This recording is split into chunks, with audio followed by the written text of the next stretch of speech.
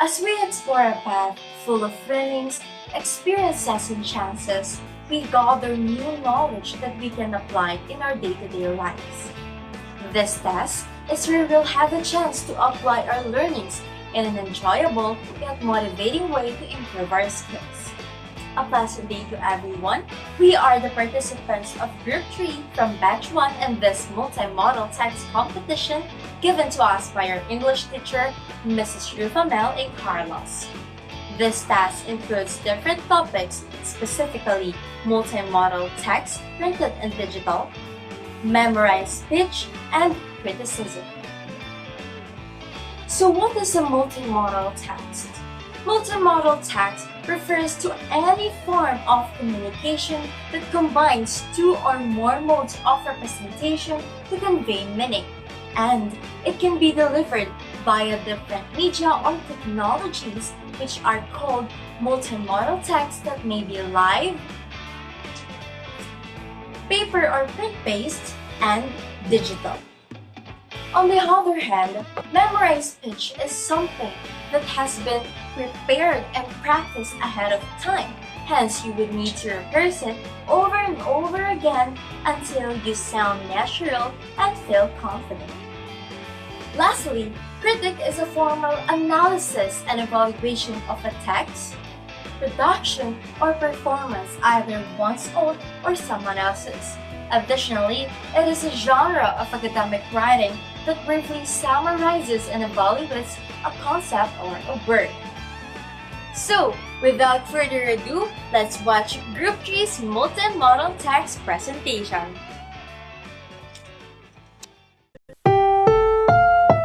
This program is rated PG. It contains themes and scenes which may not be suitable for very young audiences. Parental guidance is advised.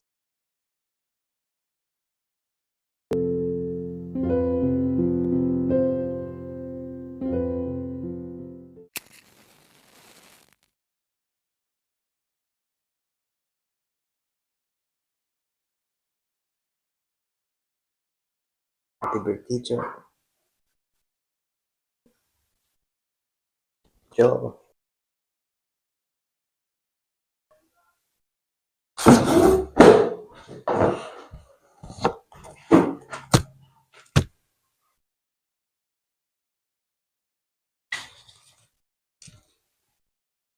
Dami nating cake, George, ah. Dami mo pang regalo, oh.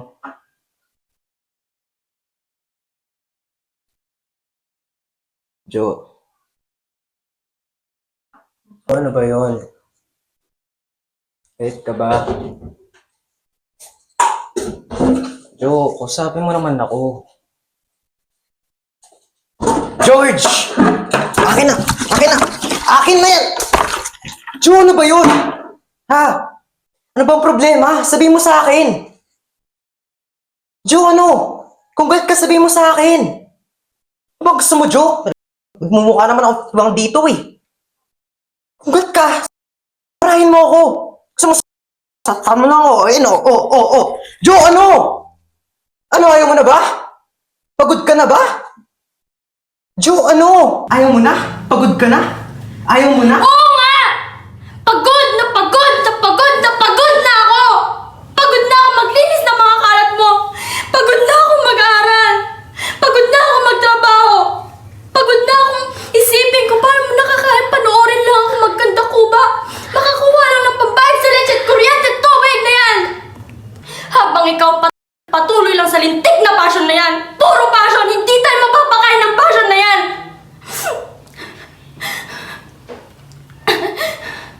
Kahit cupcake man lang, wala kang pambili para sa akin. Pero dito meron! Sa leche ito, palagi na lang meron! Eto na lang palagi! Eto!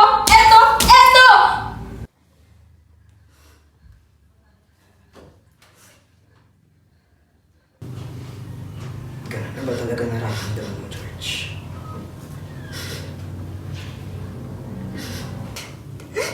Pagod na ako. Pagod na ako sabihin kay mama na okay lang ako.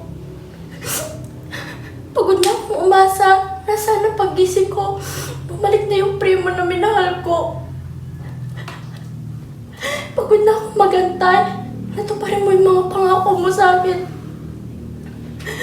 Pagod na akong pagtanggol ka sa kanila. Ano, George?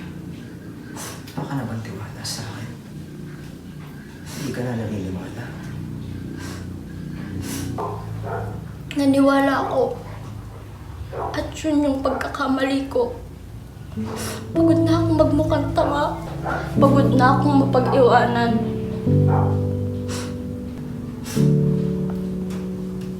Hindi na kita bababa, George.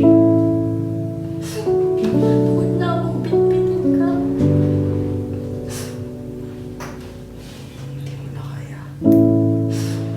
Pakiramdam ko, sinasayang ko na yung buhay ko sa relasyon ito. Will your life be better without me, George? Do you want me to live? Just live, please. Just live.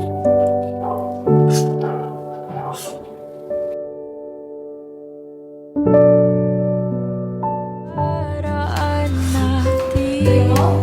Primo! Primo! Primo! Babalik natin.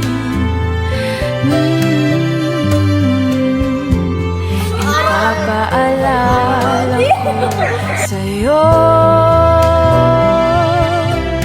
ang aking pangarap.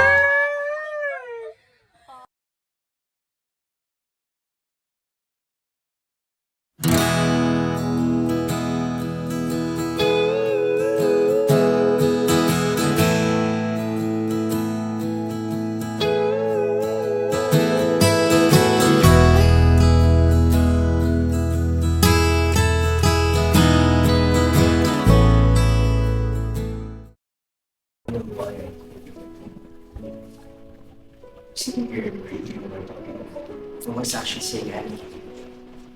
What do you want me to say? What do you want me to talk about?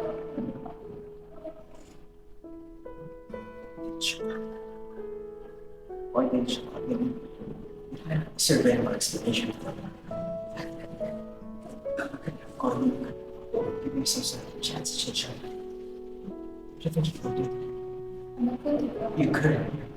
You'd find that in a way that you couldn't have discovered. Why? Because I'm good. Give me an answer. Why? Why not? I want an answer. Good. Because just hearing your voice, I will have changed my mind. Is that what you want to hear, Jack? That you came all this way to hear? You think it was tough out there? Thinking it was easy for me without you? I thought every single day I was at a freaking marathon of my life without you.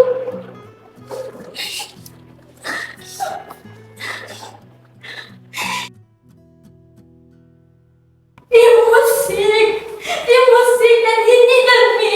He needed me to help him. He needed me to help him with Alan, with everything.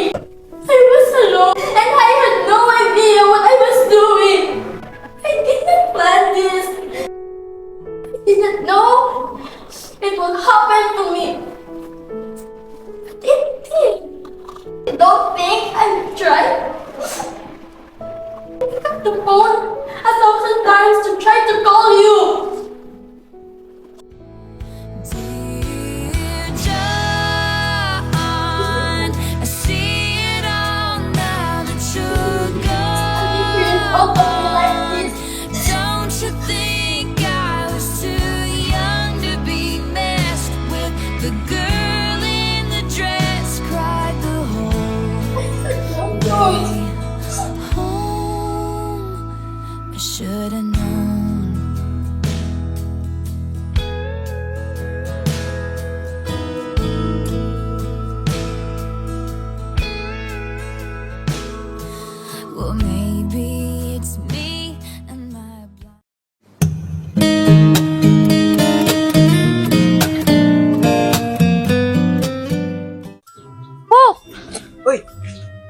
nga yung tinext mo sa akin? Bulacan? Yeah. Di ba doon yung maraming nagko-concert? Mga K-pop? No, not there. Saan? Teka nga. Sige, pagkita ka sa akin dito sa iskinita wala ibang tao. Hindi tayo lang. Para lang sabihin sa akin na sa Bulacan ka lilipat ni Atsi? Yeah. Bakit? Bakit? What? Bakit sinasabi mo pa sa akin? Ba't di mo tinext sa akin? Because, kahit na very good na ako kay Auntie Cathy, bawal pa rin kay Papa na uminom ako. So, yun yung reason. Ikaw pa rin yung supplier ko ng alcohol. Bakit di ka na naghanap ng supplier doon sa Bulacan? You're making things complicated, okay? Obviously, di ko sila kilala. Hindi nila ako kilala. So, ikaw pa rin. Ikaw pa rin yung gusto ko. Yan tayo eh. Gusto mo akong inaano eh. Ew. Ew, I hate your smile. No, what? You don't want rocket? You don't want 5,000 a week? 5K a week para na makita ka. Yeah. Oh, sige, go. Okay, see you. See you. Sa Bulacan. Sa Bulacan. Ingat ka.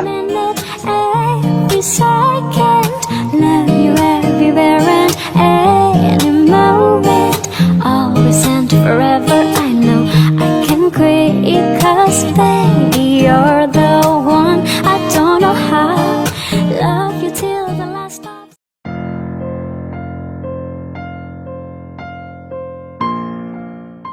Joshua, do you take Julia to be your lawful wife, to have and to hold, from this day forward, for better or for worse, for richer or for poorer, in sickness and in health, until death do you part?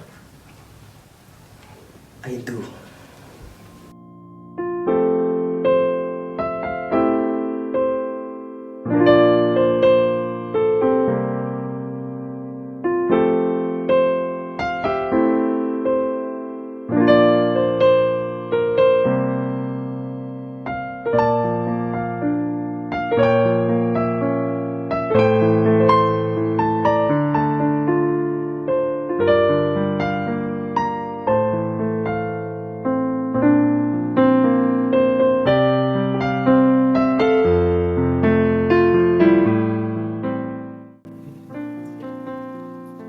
I'm sorry.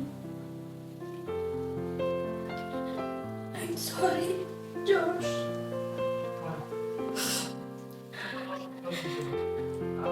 I'm sorry. Pagod ako. I'm sorry na wala ako.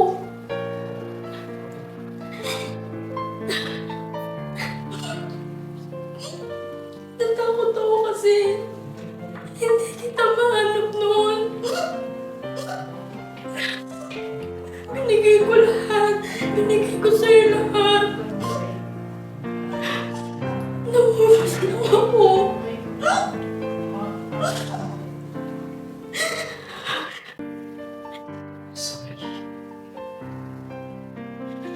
Sorry kung wala akong mapapagkulaan mo ko. Sorry kung wala ako na kailangan makakapitan. Sorry kung hindi ko naprotektahan.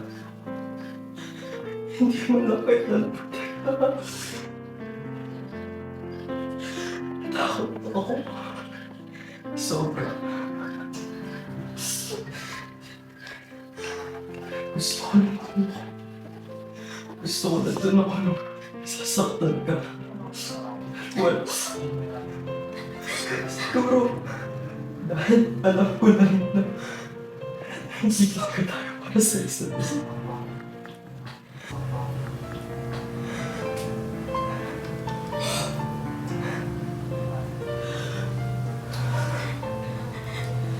Sinubukan naman natin, di ba?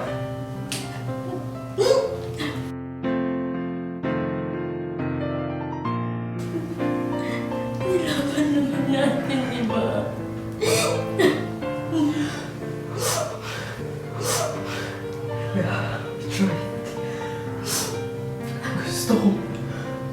Thank you sa lahat ng memories na binigay mo sa akin. Hindi man natin naabot yung mga pangarap natin. Masaya ako sa mga pinagsamahan natin. Masaya ako na masaya ako. Gusto ko rin maging masaya ka. Thank you. Thank you. Oh God. Gusto kong malaman mo na pinapatawad kita. Ay, napatawad rin kita. Kailangan ko take care of yourself. I need to. Okay.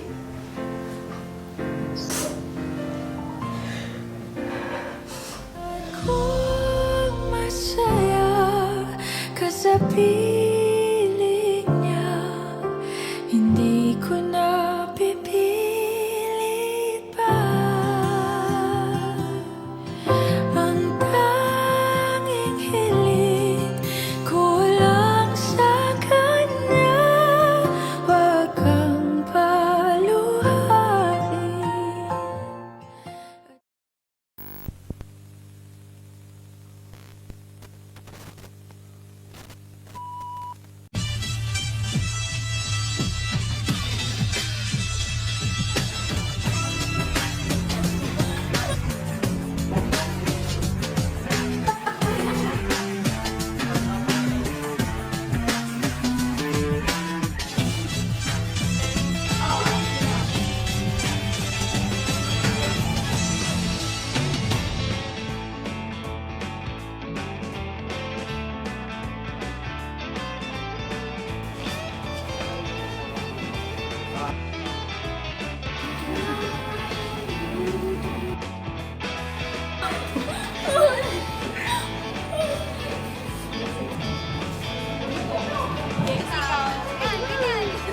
Kuya, kaya pa?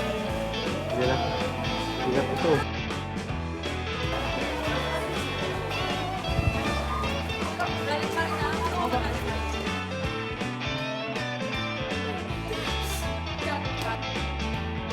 Thank you for watching! Thank you for watching. Thank you for watching. Thank you for watching. Thank you for watching. Thanks for watching.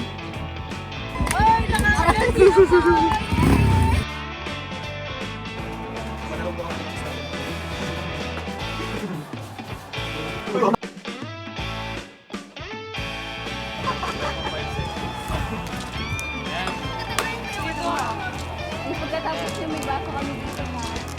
Naka-ready na yung mga baso. Yan. Diba?